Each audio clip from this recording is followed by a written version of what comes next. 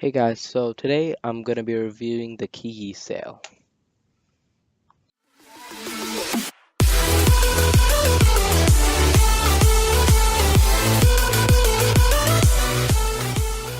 So let's first of all, you can hear how my audio has become a little bit better than before because before I used to use the mic that came through the camcorder that I'm using, and that wasn't really good. You could hear like a screeching noise that hurts your ears in the background. So now I'm using a microphone, which I hope will sound a lot better. And let's just get right into the puzzle. All right, so this is how this review is gonna work.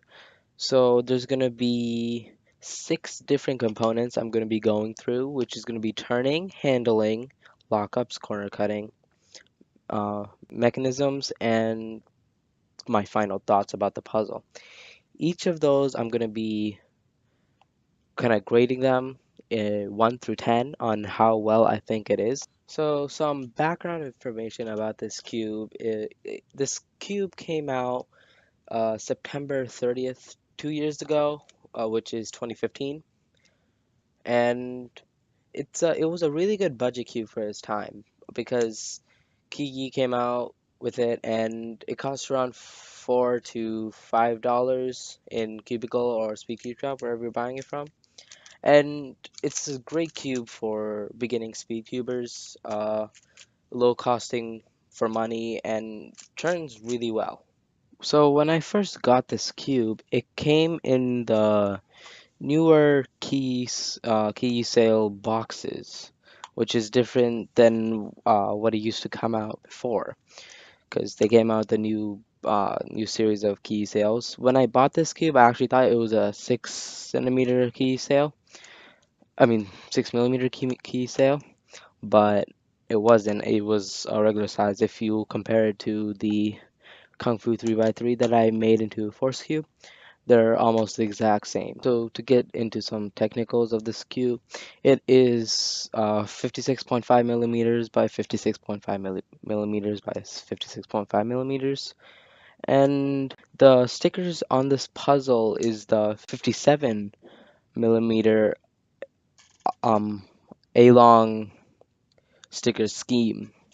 So they did not come out with a new scheme for just this one cube. They used a different color scheme that they already had. The stickers on this puzzle are more is thick vinyl stickers, so it doesn't get scratches easily and doesn't wear down as much as other old cube. Alright, so let's get into the turning of this puzzle.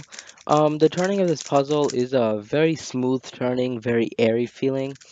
It goes right along with the way your hands move, and it pretty much follows, it goes exact way that you want it to.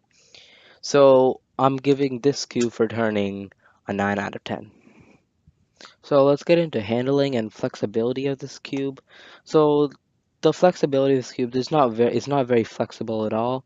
If you press down on the two opposite corners, it's not very flexible at all. But the handling and the way the mechanism works, because it's so smooth, I'm giving the handling and flexibility a 10 out of 10.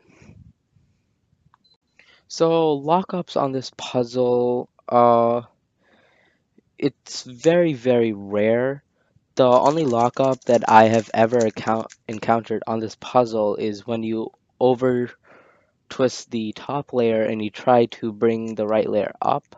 It just takes a little bit longer than it usually does. So that's the only lockup I've encountered. I don't think there's going to be any other lockups on this cube, and pops are very, very, very rare. I don't even think I've even gone through a pop, and I never think there will be a pop on this cube.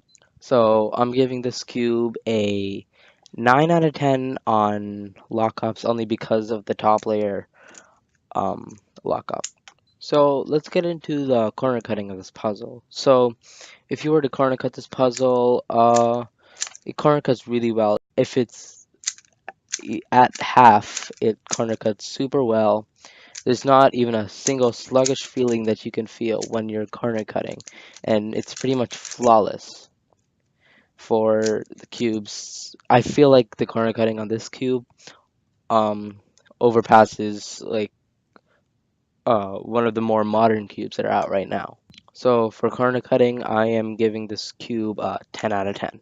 So I'm gonna take apart this one like 1 by 1 by 3 layer, and I'll show you the mechanism inside of it.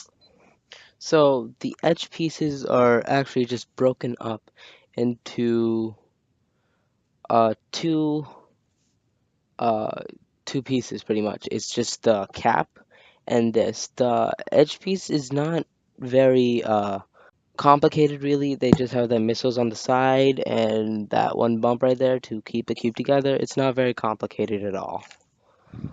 So as you can see on the corner piece isn't very complicated either. It's just connected by two pieces, which is the center cap and the regular corner piece. And if you look at the shaft right here, the shaft isn't that complicated either. This part isn't very complicated at all. There's just that one shaft, and then you have your regular corner piece right there. And that's pretty much it. It's not complicated at all.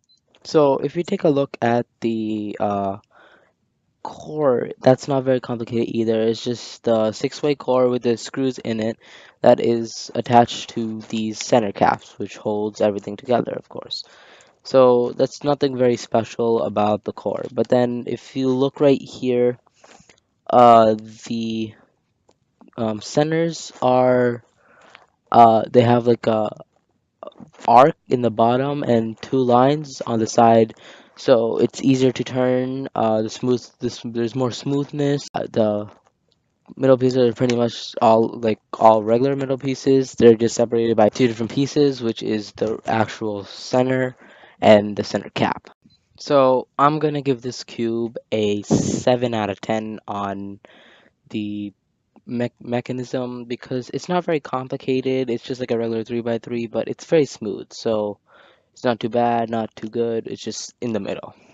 So my final thoughts on this puzzle, it's a very great puzzle to have for a beginner if you want to get into speed cubing and your budget is very low. This is an amazing cube to get if you don't want to get one of those big like Gans Airs or Wayland GTS. It's just something you would want to have. It's a great backup cube. And yeah, the final score that I'm giving to this cube will be put right up there. It's out of 60, so whatever I think it's gonna be, it'll be that. Thank you all so much for watching. Click down below in the description. There will be two links. One is to the cubicle, one is to Speed Cube Shop. They both are gonna have the link to this one cube, and you can buy from there. Also, please like, comment down below, and subscribe to my channel. Comment down anything you want to see in the future, any comments you have, and once again, thank you all so much for watching, and I'll see you all later.